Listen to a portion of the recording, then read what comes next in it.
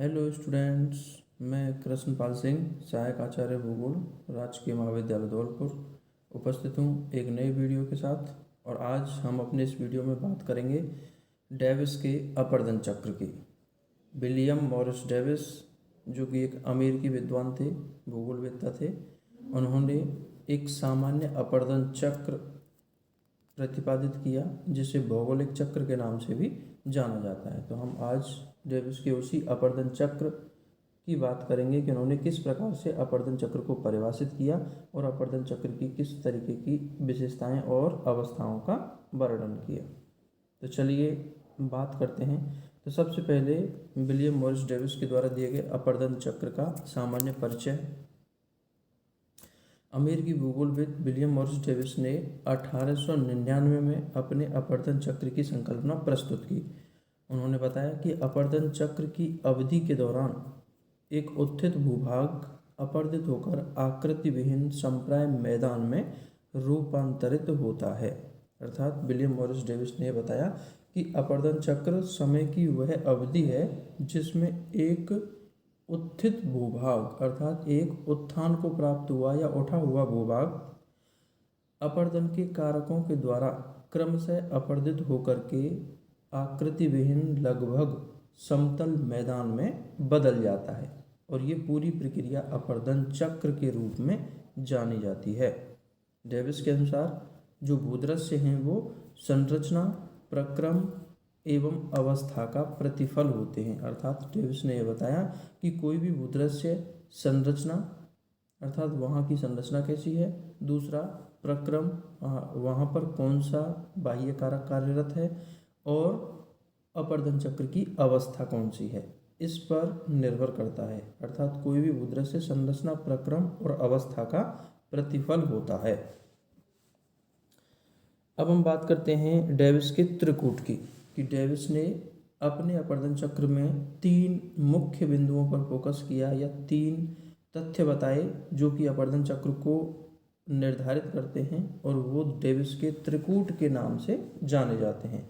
और वो डेविस के त्रिकूटों में पहला है संरचना, दूसरा प्रक्रम और तीसरा अवस्था। तो सबसे पहले हम बात करते हैं संरचना की। तो डेविस ने यह बताया कि कोई भी भूदृश्य अपनी संरचना पर निर्भर करता है। अर्थात किसी भी भूदृश्य का विकास वहाँ पाई जाने वाली धरातल की सेल की संरचना पर निर्भर करता है। जिस प्रकार की सेल संरचना होगी उस क्षेत्र में सेल संरचना के अनुरूप ही भूदृश्यों का विकास होता है।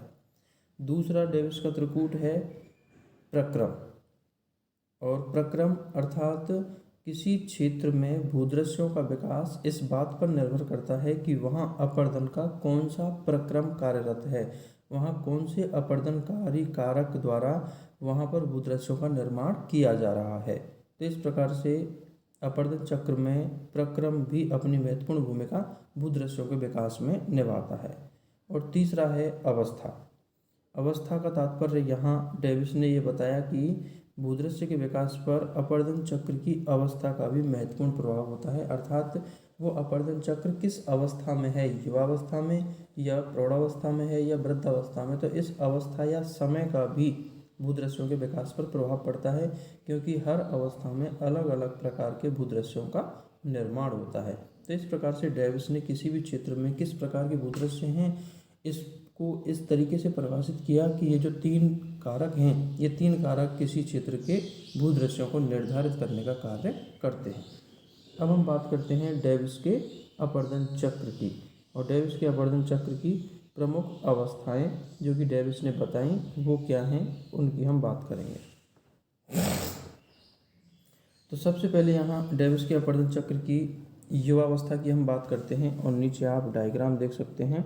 नीचे डायग्राम डेविस के अपरदन चक्र का रेखा चित्र दिया हुआ है और उसमें 2 वक्र बताए गए हैं, ऊपरी वक्र और निचला वक्र, यूसी और एलसी। तो इस प्रकार से 2 वक्र हैं और दोनों वक्रों के मध्य जो गैप है वो सापेक्षिक ऊंचाई को व्यक्त करता है, जबकि ऊपरी वक्र पर्वत के शिखरों को व्यक्त करता है और निचला जो वक्र है वो घाटियों के तलों को इंगित करता है। तो इस प्रकार से इस वक्र रेखीय प्रदर्शन के द्वारा डेविस ने अपने अपरदन चक्र को प्रमुख रूप से तीन अवस्थाओं में विभाजित किया। और ये तीन अवस्थाएं आप देख सकते हैं। पहली अवस्था जिसको युवावस्था कह रहे हैं, दूसरी अवस्था जो मध्य में आपको दिखाई दे रही है वो प्रौढ़ावस्था है, और तीसरी वृद्धावस्था है। तो इस प्रकार से, और जो खड़ा हुआ अक्ष है वो ऊंचाई को प्रदर्शित कर रहा है, और जो आड़ा अक्ष है वो समय की अवधि को प्रदर्शित करता है। तो इस प्रकार समय के अनुसार किस प्रकार से एक ऊंचा उठा हुआ भूभाग अपर्दन के द्वारा धीरे धीरे कटता हुआ जाता है, और धीरे धीरे एक उत्थित भूभाग संप्राय मैदान में बदल जाता है। और इस पूरे जो समय की अवधि है इसको डेविस महोदय ने तीन अवस्थाओं में विभाजित किया। तो हम सबसे पहले बात करते हैं युवावस्था की।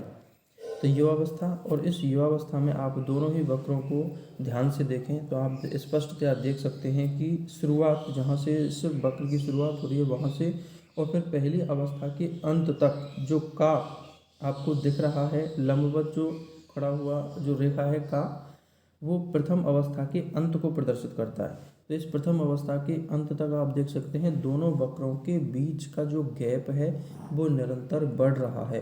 अर्थात प्रथम अवस्था में सापेक्ष उच्चावच निरंतर बढ़ता है, और ये इस वजह से है क्योंकि प्रथम अवस्था में नदियों के द्वारा निम्नवर्ती अपर्दन काफ़ी अधिक होता है, जबकि पार्श्विक अपर्दन कम होता है। फलस्वरूप निम्नवर्ती अपर्दन से घाटियाँ गहरी होती चली जाती हैं, लेकिन पार्श्विक अपर्दन कम होने के कारण पर्वत शिखरों पर कोई ज़्यादा अपर्दन का प्रभाव नहीं रहता। फलस्वरूप पर्वत शिखर ऊंचे ही बने रहते हैं और घाटियाँ और अधिक गहरी होती चली जाती हैं। फलस्वरूप दोनों के बीच का जो अंतर है वो लगातार बढ़ता जाता है, अर्थात सापेक्षिक उच्चावच में निरंतर वृद्धि होती चली जाती है।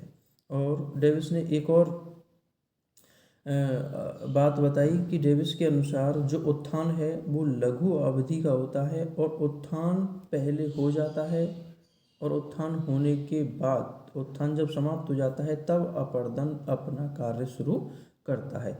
ऐसा डेविस महोदय की मान्यता थी। तो उत्थान की अवधि को डेविस ने अपर्दन चक्र में शामिल नहीं किया है। इस प्रकार से ये हमने डेविस के अनुसार बताया गया प्रथम अवस्था जिसको युवावस्था के नाम से जाना वो कहा, और युवावस्था में प्रमुख रूप से गहरी वी आकार की घाटियों का निर्माण होता है।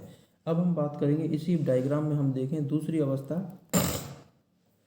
जो कि प्रौढ़ावस्था को इंगित करती है, जो का और खा के बीच की जो स्थिति है वो प्रौढ़ावस्था को प्रदर्शित कर रही है।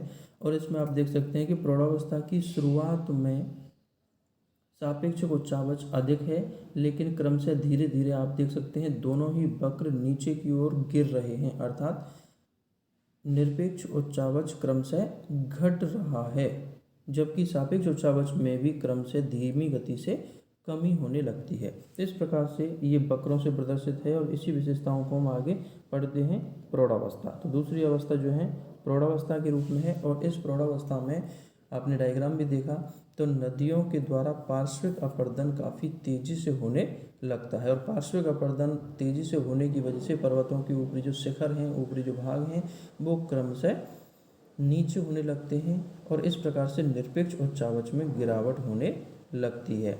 जबकि नदी के द्वारा निम्नवर्ती अपर्दन भी लगातार कार्य करता है, लेकिन इस प्रौढ़ावस्था के अंत की बात करें हम तो प्रौढ़ावस्था के अंत में पार्श्विक अपर्दन थोड़ा ज़्यादा होता है, जबकि लंबवत या गहराई का अपर्दन थोड़ा कम हो जाता है। फलस्वरूप इस प्रौढ़ावस्था के अंत में सापेक्ष उच्चावच भी क्रमशः घटने लगता है। तो इस प्रकार से ये प्रौढ़ावस्था में निरपेक्ष और सापेक्ष दोनों ही उच्चावच क्रमशः धीमी गति से कम होने लगते हैं। तो ये डेविस महोदय के द्वारा बताई गई द्वितीय अवस्था थी जिसे उन्होंने प्रौढ़ावस्था के नाम से इंगित किया। और तीसरी वृद्धावस्था जो आप स्क्रीन पे भी देख रहे हैं, और डायग्राम आप देखें, दोबारा से आप डायग्राम देखें वृद्धावस्था का, तो वृद्धावस्था में आप देख सकते हैं दोनों ही वक्र काफ़ी तेज़ी से नीचे गिरते हैं। सापेक्ष और निरपेक्ष दोनों ही उच्चावच बहुत तेज़ी से कम होते हैं, और जो ऊंचा उठा हुआ भूभाग है वो लगभग सागर तल के बराबर आने का प्रयास करता है और एक समतल मैदान में तब्दील हो जाता है। तो ये वृद्धावस्था, और वृद्धावस्था में नदी का निम्नवर्ती जो अपर्दन है वो लगभग स्थगित हो जाता है, अर्थात गहराई की ओर नदी का कटाव बहुत कम हो जाता है या लगभग खत्म हो जाता है, जबकि पार्श्विक अपर्दन लगातार चलता रहता है। और यही कारण है कि जो ऊंचे उठे हुए भाग हैं वो क्रमशः घिसते जाते हैं और काफ़ी तेज़ी से नीचे होते चले जाते हैं, और इस प्रकार से घाटियाँ अत्यधिक चौड़ी हो जाती हैं। पार्श्विक अपरदन तेज़ी से होने की वजह से घाटियाँ अत्यधिक चौड़ी होती चली जाती हैं और लगभग समतल होने की स्थिति में आ जाती हैं, और एक समतल प्राय मैदान का निर्माण होता है, जिसे डेविस महोदय ने पेनी प्लेन की संज्ञा दी है। और इस प्रकार के पेनी प्लेन में कहीं कहीं पर कुछ कठोर चट्टानों के टीले अवशेष के रूप में खड़े रह जाते हैं।